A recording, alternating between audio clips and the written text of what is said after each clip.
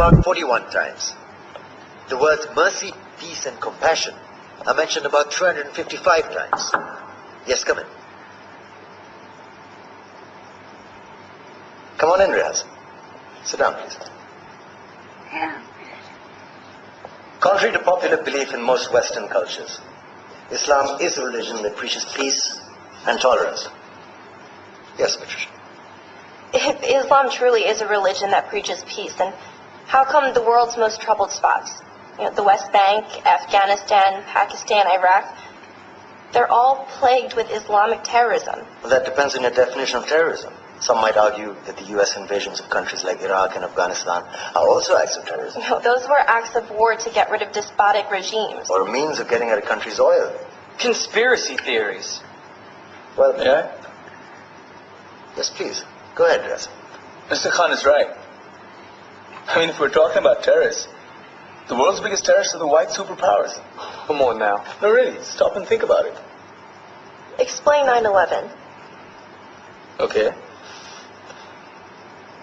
Do you know how many people died in the Twin Towers strike? Around 3,000. And do you have any idea how many people died in the bombing of Afghanistan? Take a wild guess. More than 15,000 people died. And that's just conservative figures. About 50,000 tons of explosives were dropped on innocent civilians. Men, women, children. Yeah, but that was because of the Taliban. Now that you brought it up, did you know that the Taliban was a creation of the CIA to fight the Russians? Whatever. They were still harboring terrorists. Yeah, right. Terrorists that were never found. Just like the weapons of mass destruction that were never found in Iraq. Do you want to get into the death toll in Iraq? 500,000 civilians and counting. And what do Britain and America say when they don't find these weapons? It's simple. They just say sorry.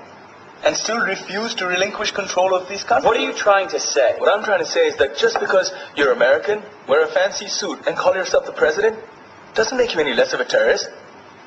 I'm saying that if you don't stop meddling in other people's countries, you will face a backlash. If Muslims like you feel that way, then why don't you get out of our country? We will. As soon as you promise to leave ours.